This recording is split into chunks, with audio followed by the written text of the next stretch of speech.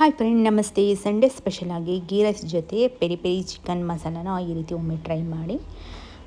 Taste ಸಖತ್ತಾಗಿರುತ್ತೆ. ನೀವು ಒಮ್ಮೆ try ಮಾಡಿ.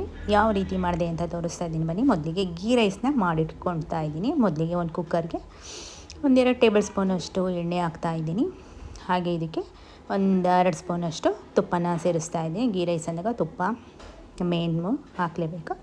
ನಂತರ ಇದಕ್ಕೆ ಚಕ್ಕೆ ಲವಂಗ, ಪಲಾವ್ ಎಲೆ, ಹಸಿಮೆಣಸಿನ್ಕಾಯಿ 5-6, ಹಾಗೆ ಸಣ್ಣಗೆ ಹೆಚ್ಚಿದಂಥ 2 ಈರುಳ್ಳಿನ ಕಟ್ ಮಾಡಿ ಸೇರಿಸ್ತಾ ಇದ್ದೀನಿ.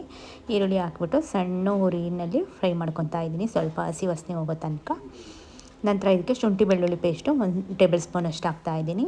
ಇದನ್ನು ಹಾಕಿ ಚೆನ್ನಾಗಿ ಒಂದು ಸಲ ಈ ರೀತಿ ಮಿಕ್ಸ್ ಮಾಡ್ಕೊತಾ ಇದ್ದೀನಿ. ನಂತರ ನಾನು ಇದಕ್ಕೆ ಫ್ರೈ ಆದಮೇಲೆ ಇದಕ್ಕೆ ಕೊತ್ತಂಬರಿ ಸೊಪ್ಪು ಮತ್ತು ಪುದೀನಾನ ಕಟ್ ಮಾಡಿ ಸೇರಿಸ್ತಾ ಇದ್ದೀನಿ. ಚೆನ್ನಾಗಿ ಮೊದಲೇ ವಾಶ್ ಮಾಡಿ ಎತ್ತಿಟ್ಕೊಂಡಿದ್ದೀನಿ. ಇದನ್ನು ಅಷ್ಟೇ ಸಣ್ಣಗೆ ಕಟ್ ಮಾಡಿಬಿಟ್ಟು ಈ ಒಗ್ಗರಣೆಯಲ್ಲಿ ಸ್ವಲ್ಪ ಫ್ರೈ ಮಾಡ್ಕೊತಾ ಇದ್ದೀನಿ. ನಂತರ ನಾನು 2 ಲೋಟದಷ್ಟು ಅಕ್ಕಿನ ವಾಶ್ ಮಾಡಿ ಎತ್ತಿಟ್ಕೊಂಡಿದ್ದೆ. ಇದನ್ನೆಲ್ಲ ನೀರನ್ನೆಲ್ಲ ಸೋಸಿಬಿಟ್ಟು ಅಕ್ಕಿನ ಸೇರಿಸ್ತಾ ಇದ್ದೀನಿ. ಅಕ್ಕಿನೆಲ್ಲ ಹಾಕಾದ್ಮೇಲೆ ಒಂದು ಸಲ ಮಿಕ್ಸ್ ಮಾಡ್ಕೊಂಡಿದ್ದಕ್ಕೆ ನಾನೀಗ ಇದಕ್ಕೆ 2 ಕಪ್ ಅಕ್ಕಿ ತೊಗೊಂಡಿದ್ರೆ 4 ಲೋಟದಷ್ಟು ನೀರನ್ನು, ಬಿಸಿ ನೀರನ್ನು ರೆಡಿ ಮಾಡ್ಕೊಂಡಿದ್ದೆ. ಈ ನೀರನ್ನು ಸೇರಿಸ್ತಾ ಇದ್ದೀನಿ. ಹಾಗೆ ರುಚಿಗೆ ತಕ್ಕಷ್ಟು ಉಪ್ಪು. ನೀವು ಆದಷ್ಟು ಬಿಸಿ ನೀರು ಹಾಕಿ ಮಾಡಿದರೆ ಬೇಗ ಕುಕ್ಕರ್ ವಿಷಲ್ ಬರುತ್ತೆ. ಹಾಗೆ ಅಕ್ಕಿನೂ ಚೆನ್ನಾಗಿ ಬೇಗ ಹರಳುತ್ತೆ. ಇದೆಲ್ಲ ಚೆನ್ನಾಗಿ ಒಂದು ಸಲ ಮಿಕ್ಸ್ ಮಾಡಿಕೊಂಡು ಈಗ ಲಿಡ್ ಕ್ಲೋಸ್ ಮಾಡಿ 2 ವಿಷಲ್ ಬರೆಸ್ಕೊತಾ ಇದ್ದೀನಿ. ಈ ಕಡೆ ಇಡ್ತಿದ್ದಾಗೆ ಈಗ ಚಿಕನ್ಗೆ ರೆಡಿ ಮಾಡ್ಕೊಳ್ಳೋಣ. ಈಗ ಈರುಳ್ಳಿ ಮತ್ತು ಟೊಮೆಟೊ, ಹಸಿಮೆಣಸಿನ್ಕಾಯಿನ ನಾನು ಈ ರೀತಿ ಸುಟ್ಟಿಟ್ಕೊಂಡಿದ್ದೀನಿ. ಈ ಥರ ಒಲೆ ಮೇಲೆ ಜಾಲ್ರಿ ಇಟ್ಟು ಇದ್ರ ಮೇಲೆ ಸುಟ್ಟು ತೆಗೆದಿಟ್ಕೊಂಡು ಇದ್ರ ಸಿಪ್ಪೆನೆಲ್ಲ ಸುಲ್ಕೊತಾ ಇದ್ದೀನಿ.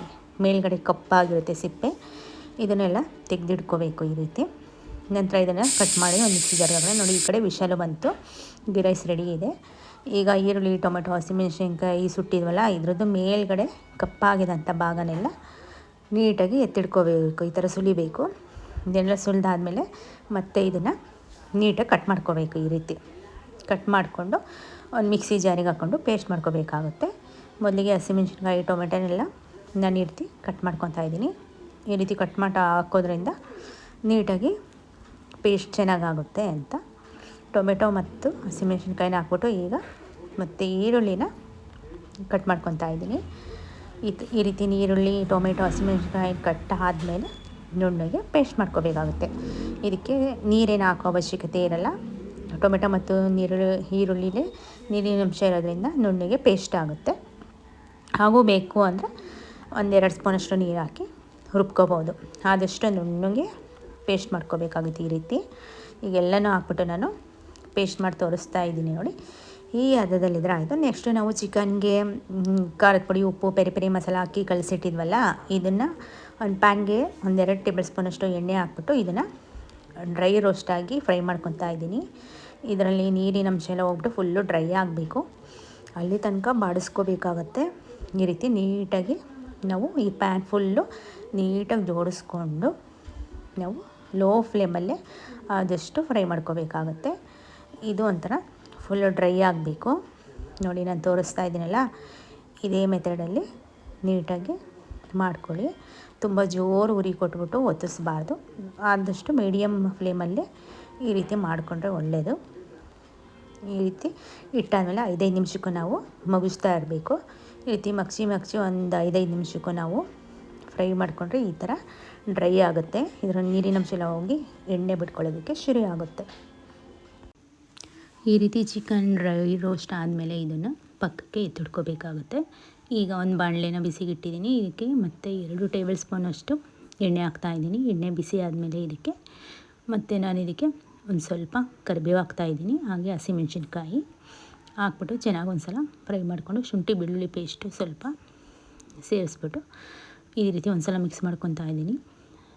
ನಂತರ ಇದಕ್ಕೆ ನಾವು ಈ ಮುಂಚೆನೇ ಪೇಸ್ಟ್ ಮಾಡ್ಕೊಂಡಿದ್ವಲ್ಲ, ಟೊಮೆಟೊ, ಈರುಳ್ಳಿ, ಹಸಿಮೆಣಸಿನ್ಕಾಯಿ ಪೇಸ್ಟನ್ನು ಹಾಕ್ಬಿಟ್ಟು ಈ ರೀತಿ ಮತ್ತೆ ಇದರದ್ದು ಹಸಿ ಅಂಶ ಹೋಗಿ ಸ್ವಲ್ಪ ಡ್ರೈ ಆಗೋ ತನಕ ಈ ರೀತಿ ಮಿಕ್ಸ್ ಮಾಡ್ಕೋಬೇಕು. ನಂತರ ಇದಕ್ಕೆ ಪೆರಿ ಪೆರಿ ಮಸಾಲನ ಸೇರಿಸ್ತಾ ಇದ್ದೀನಿ.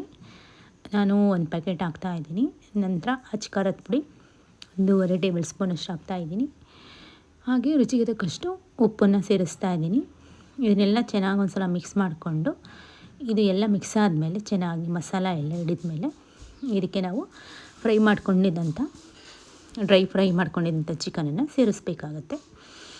ಈ ರೀತಿ ಹಾಕಾದ್ಮೇಲೆ ಮತ್ತೆ ಮಸಾಲ ಜೊತೆ ಇದನ್ನು ಮಸಾಲೆ ಹಿಡಿಯೋ ತನಕ ಮಿಕ್ಸ್ ಮಾಡ್ಕೋಬೇಕು. ಈ ರೀತಿ ಚೆನ್ನಾಗಿ ಒಂದು ಸಲ ಮಿಕ್ಸ್ ಮಾಡ್ಕೊಂಡಾದಮೇಲೆ ನಾವು ಇದರದ್ದು ಕ್ವಾಂಟಿಟಿ ಸ್ವಲ್ಪ ತಿಳಬೇಕು. ನಮಗೆ ಚಪಾತಿ ರೊಟ್ಟಿಗೆ ಅಂದರೆ ಸ್ವಲ್ಪ ನೀರನ್ನು ಸೇರಿಸ್ಕೋಬೋದು, ಇಲ್ಲ ಡ್ರೈ ಬೇಕು ಅಂದರೆ ಡ್ರೈಯೂ ಮಾಡ್ಕೋಬೋದು.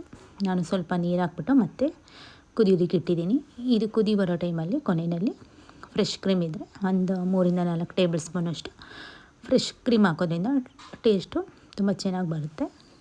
ಕೊನೆಯಲ್ಲಿ ನಾನು ಸಣ್ಣಗೆ ಹೆಚ್ಚಿದಂಥ ಕೊತ್ತಂಬರಿ ಸೊಪ್ಪನ್ನು ಸೇರಿಸ್ತಾ ಇದ್ದೀನಿ. ಈಗ ರುಚಿಯಾದ ಪೆರಿ ಪೆರಿ ಚಿಕನ್ ಮಸಾಲ ಹಾಗೂ ಗೀ ರೈಸ್ ರೆಡಿ ಇದೆ.